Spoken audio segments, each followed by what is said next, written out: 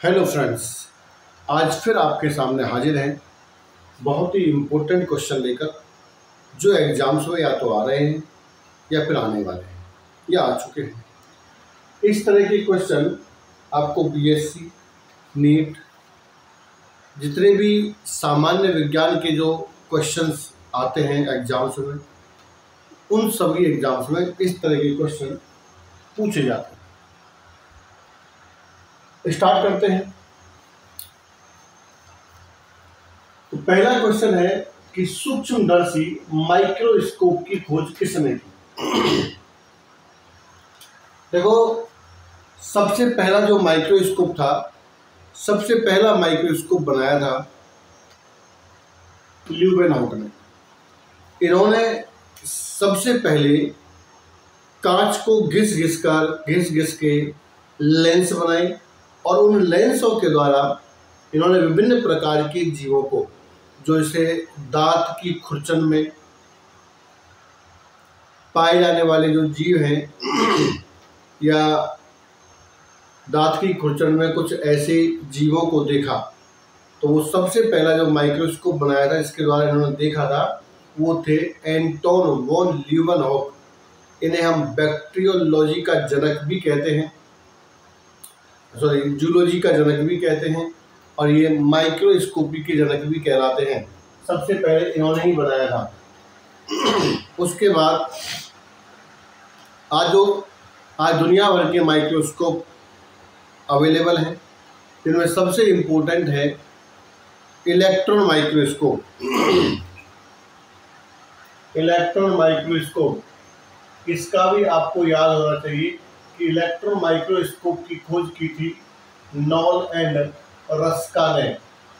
ये आज सबसे ज़्यादा चल रहा है। वैसे जितने भी इसको छोड़ करके जितने भी माइक्रोस्कोप हैं, वो सब लाइट माइक्रोस्कोप हैं, यानी कि इनसे हमको देखने के लिए किसी प्रकाश स्रोत की आवश्यकता होती है। चाहे वो संयुक्त सूक्ष्मदर्शी है, चाहे वो फेज कॉन्ट्रास्ट है, चाहे वो कोई सा ही माइक्रोस्कोप है, उन सब में हमको एक लाइट सोर्स की आवश्यकता होती है जिसके द्वारा हम देख पाते हैं। लेकिन इसमें किसी इमेज को बनाने के लिए या किसी ऑब्जेक्ट को देखने के लिए इलेक्ट्रॉन बीम की आवश्यकता होती है। तो इसका नाम है इलेक्ट्रॉन माइक्रोस्कोप। जब भी हम किसी ऑर्गेनेल की या किसी जीव की अल्ट्रा स्ट्रक्चर परासंरचना की बात करते हैं, तो हमेशा वो स्ट्रक्चर इलेक्ट्रॉन माइक्रोस्कोप से निकल कर आती है। दूसरा क्वेश्चन है, सेल थ्योरी कोशिका सिद्धांत किसने प्रतिपादित किया। तो कोशिका सिद्धांत जो है स्लाइडन और स्वान के द्वारा दिया गया था। तो भाई स्लाइडन, बी है स्वान, सी है लेमार्क और डी है ए एंड बी दोनों। तो देखो, पहले वाले का क्वेश्चन आंसर तो है ल्यूवेनहॉक, दूसरे वाले का जो आंसर है वो है डी, ए और बी दोनों। तो कोशिका सिद्धांत स्लाइडर और स्वान दोनों के द्वारा दिया गया था। तो देखो, कोशिका सिद्धांत में अभी हम आगे क्वेश्चन नंबर 8 है, तब जिक्र करेंगे कि कोशिका सिद्धांत क्या है। कोशिका सिद्धांत किस पर लागू नहीं होता है। ठीक है, तो शैवाल पर लागू नहीं होता है क्या, या कवक पर लागू नहीं होता है, या विषाणु पर, या जीवाणु पर।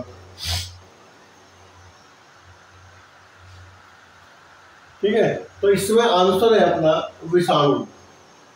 क्यों? क्योंकि विषाणु में कोई सेल नहीं होती है। ठीक है, न कोशिका झिल्ली है, न कोशिका भित्ति है। विषाणु एक सेल नहीं है, ये एक अपवाद स्वरूप है। क्योंकि जब ये किसी सेल के बाहर होते हैं तो निर्जीव होते हैं, और जब किसी सेल के अंदर होते हैं तो ये सजीव होते हैं। इसलिए इन्हें हमेशा सेल थ्योरी से बाहर रखा गया है। ये कनेक्टिंग लिंक होते हैं, इनकी योजक कड़ी है जीवित और अजीवित, अर्थात निर्जीव और सजीव के बीच में। ठीक है, तो जो देखो, जीवाणु एक सेल है जिसके अंदर वेल डेवलप्ड सेल वॉल है, सेल मेम्ब्रेन है, साइटोप्लाज्म है, उसमें कुछ ऑर्गेनेल्स हैं और आनुवांशिक पदार्थ डीएनए उसके बाद कवक, कवक तो एक यूकेरियोटिक सेल होती है। और उसके बाद जीवाणु, जीवाणु सॉरी ये शैवाल, ये सॉरी इसका ये नहीं, ये है शैवाल, कवक, विषाणु और जीवाणु। तो देखो जीवाणु के बारे में बताया भाई, जीवाणु प्रोकैरियोटिक सेल होती है, कवक यूकेरियोटिक सेल होती है, शैवाल दोनों प्रकार के होते हैं, यूकेरियोटिक भी होते हैं और प्रोकैरियोटिक होते हैं। उसके साथ साथ शैवाल फोटोसिंथेसिस करने वाले प्रथम माइक्रो ऑर्गेनिज्म जो इस पृथ्वी पर पाए जाते हैं। इनको प्लांट की श्रेणी में रखा गया है क्योंकि ये फोटोसिंथेसिस करते हैं।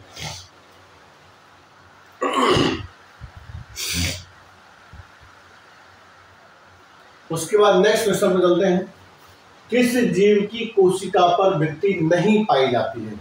तो देखो ये हम पढ़ चुके हैं, सेल वॉल एक वीडियो है सेल वॉल के नाम से, सेल के नाम से, वो वीडियो आप देख सकते हैं। ठीक है, उस वीडियो में बिल्कुल बताया गया है कि भाई किस के अंदर तो पाई जाती है, किस में नहीं पाई जाती है। तो देखो जीवाणु, जीवाणु पर सेल वॉल होती है। उसके बाद कवक, जीवाणु की जो सेल वॉल है ये भी पता होना चाहिए आपको। तो जीवाणु की सेल वॉल पेप्टाइडोग्लाइकन से बनी होती है, जिसको म्यूकोपेप्टाइड भी कहते हैं, लिख लीजिएगा, म्यूकोपेप्टाइड या पेप्टाइडोग्लाइकन। जो कवक है इनकी सेल वॉल काइटिन से बनी होती है। पादप कोशिकाओं में जो सेल वॉल होती है वो सेलुलोज, हेमीसेलुलोज और पेक्टिन से बनी होती है। अब रह गया माइकोप्लाज्मा। तो देखो माइकोप्लाज्मा एक ऐसा जीव है जिस पर कोई सेल वॉल नहीं पाई जाती, जिनको हम नग्न, सेल वॉल नहीं होती है। ठीक है, तो माइकोप्लाज्मा ऐसे जीव होते हैं जिन पर किसी प्रकार की कोशिका वृद्धि नहीं होती है। बहुत सिंपल सा क्वेश्चन है ये, क्वेश्चन काफी बार आया है। बहुत ही 5वां क्वेश्चन बहुत सिंपल क्वेश्चन है, कोशिका की खोज किसने की? बहुत सिंपल क्वेश्चन है। तो देखो ये कोशिका की खोज अरस्तु ने की, रॉबर्ट हुक ने की, रॉबर्ट ब्राउन ने की, लेमार्क ने की। तो देखो अरस्तु तो जूलॉजी से संबंधित है भाई। ठीक है, तो चाहे जूलॉजी हो चाहे बॉटनी हो, सेल तो दोनों में होती है, लेकिन सबसे पहले जो खोज है वो रॉबर्ट हुक ने की थी। इन्होंने कॉर्क, जो छाल एक तरह से होती है, उसकी कोशिकाओं को माइक्रोस्कोप में देखा और इन्होंने हनीकॉम्ब लाइक स्ट्रक्चर देखी और उसी स्ट्रक्चर को बाद में इन्होंने सेल या होलो वेसल्स या सेल नाम दिया। रॉबर्ट ब्राउन ने केंद्रक की खोज की थी, ये भी आपको पता होना चाहिए। रॉबर्ट ब्राउन ने केंद्रक की खोज की। और जो लेमार्क थे इन्होंने लेमार्कवाद दिया था। ठीक है, ये अलग से है, ये जब हम पढ़ेंगे उद्विकास तब आता है। डार्विनवाद और लेमार्कवाद ये उद्विकास के दौरान आते हैं।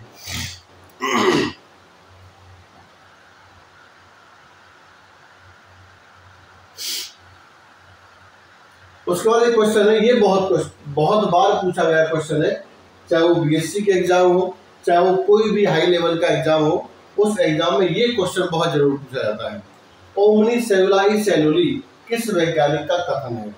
और देखो ये वर्चो ने बताया था, वर्चो ने बताया था, और इसका अर्थ होता है कि नई कोशिकाओं का विकास पुरानी कोशिकाओं से होता है। तो new cells arising from pre existing sales,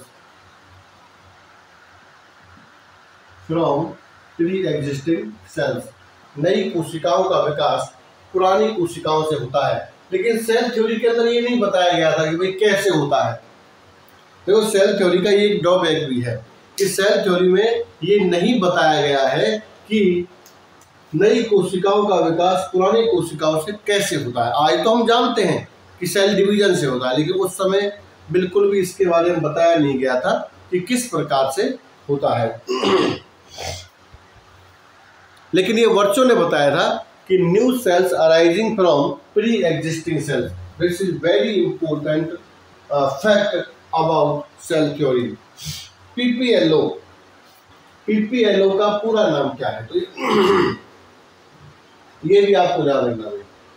ये पीपीएलओ का पूरा नाम है प्लूरोनिमोनिया लाइक ऑर्गेनिज्म, या इसे हम माइकोप्लाज्मा कहते हैं, इसे हम माइकोप्लाज्मा कहते हैं।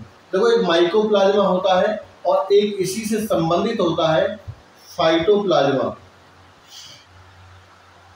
माइकोप्लाज्मा और एक होता है फाइटोप्लाज्मा। तो देखो माइकोप्लाज्मा से ये प्लूरोनिमोनिया लाइक ऑर्गेनिज्म होते हैं। ये गो प्लूरोनिमोनिया, गायों में प्लूरोनिमोनिया उत्पन्न करते हैं। उसके बाद एक बैंगन का लघुपत्र रोग होता है, ये कई बार एग्जाम में आया है। बैंगन का लघुपत्र रोग, बैंगन का लघुपत्र रोग इसी माइकोप्लाज्मा या फाइटोप्लाज्मा से होता है। तो देखो माइकोप्लाज्मा फाइटोप्लाज्मा सेम चीज है, बस इतना है कि ये जंतु को करता है और फाइटोप्लाज्मा करता है प्लांट्स को। बाकी दोनों की संरचना वगैरह सब समान होती है।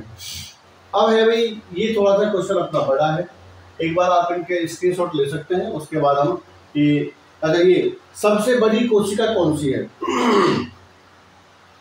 तो सबसे बड़ी कोशिका माना गया है भाई ऑस्ट्रिच का जो एग होता है उसे सबसे बड़ी कोशिका माना गया है। ठीक है, ऑस्ट्रिच एग को सबसे बड़ी कोशिका माना गया है। और सबसे छोटी जो स्मॉलेस्ट सेल होती है वो माइकोप्लाज्मा है। सबसे बड़ी कोशिका ऑस्ट्रिच एग, सबसे छोटी कोशिका माइकोप्लाज्मा, और सबसे लॉन्गेस्ट सेल, ये भी आपको पता होना चाहिए, लॉन्गेस्ट सेल। तो लॉन्गेस्ट सेल होती है नर्व सेल, जिसको हम कहते हैं तंत्रिका कोशिका। तंत्रिका कोशिका सबसे लंबी सेल होती है। तो ये भी आपको पता होना चाहिए। अब हम बात कर लेते हैं सेल थ्योरी की, कि सेल थ्योरी में क्या क्या पोस्टुलेट्स दिए गए हैं, यानी क्या क्या कथन कहे गए हैं सेल थ्योरी के अंदर।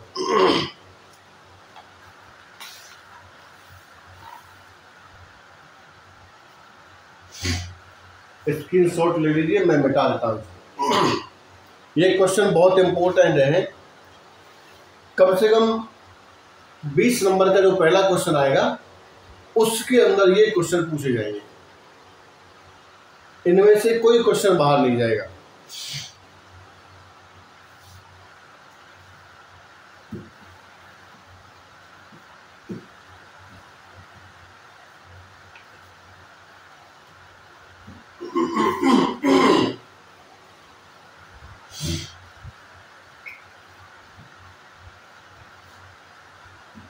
तो सेल थ्योरी क्या कहती है?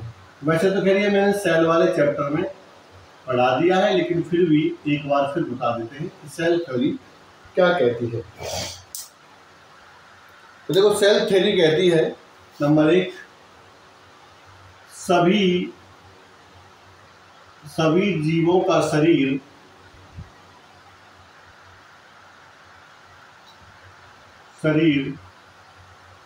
कोशिकाओं से मिलकर बना होता है।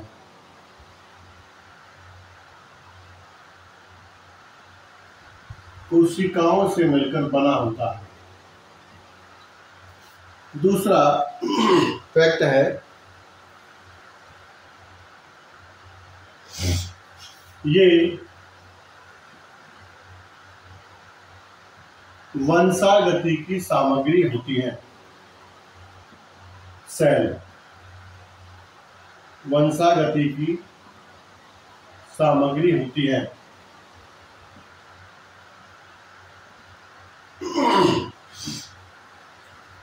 तीसरा है, इनका निर्माण अजैविक पदार्थों से होता है। इनका निर्माण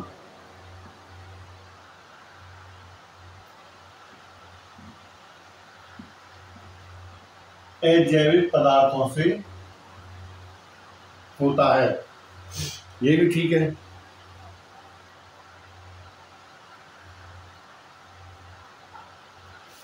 मेटाबॉलिक इनकी उपापचयी क्रियाओं का नियंत्रण करती है। उपापचयी मेटाबॉलिक क्रियाओं का नियंत्रण करती है।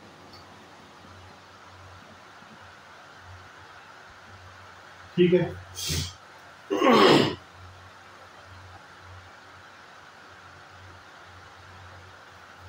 इसमें एक केंद्रक होता है, कम से कम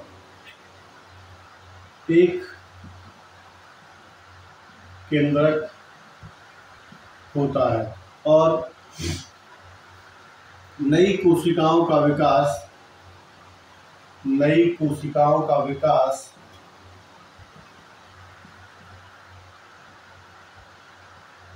पुरानी कोशिकाओं से होता है।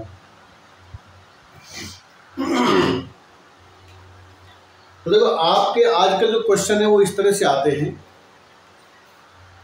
यहां लिखा हुआ क्वेश्चन कि निम्न में से कौन सेल थ्योरी से संबंधित नहीं है। यहां लिखा होगा कि निम्न में से कौन सेल थ्योरी का पालन नहीं करता है, या निम्न में से कौन सा कथन सेल थ्योरी के बारे में गलत है। तो इस तरह से लेके आ सकते हैं। 4 कथन आएंगे जिनमें से एक गलत लिखा होगा, आपको उस गलत का चुनाव करना है। या निम्न में से कौन सा सेल थ्योरी के बारे में सही है। 4 कथन आएंगे, 4 में से 3 सही गलत हो सकते हैं, 1 सही हो सकता है, उसका चुनाव करना है। तो क्वेश्चन आजकल ऐसे आते हैं। अब इसके बारे में तो सीमा मतलब कुछ लिमिटेशंस भी हैं।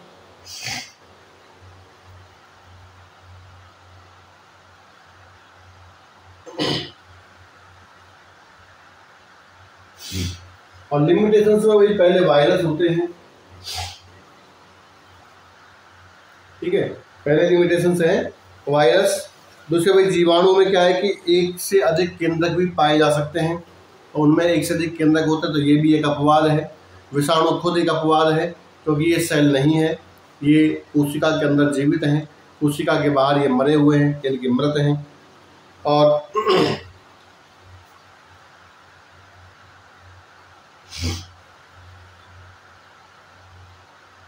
बाकी जितने भी क्वेश्चन जो आज मैंने करवाए हैं, पिछले 2 वीडियो और डाल चुका हूं, तो सभी क्वेश्चंस आपको देखने हैं, पढ़ने हैं, याद करने हैं। इसी तरह के वीडियो आगे आपको मिलते रहेंगे। अगर आप चैनल पर नए आए हैं तो प्लीज़ सब्सक्राइब कीजिए, कमेंट कीजिए, शेयर कीजिए, देखते रहिए। Thank you very much.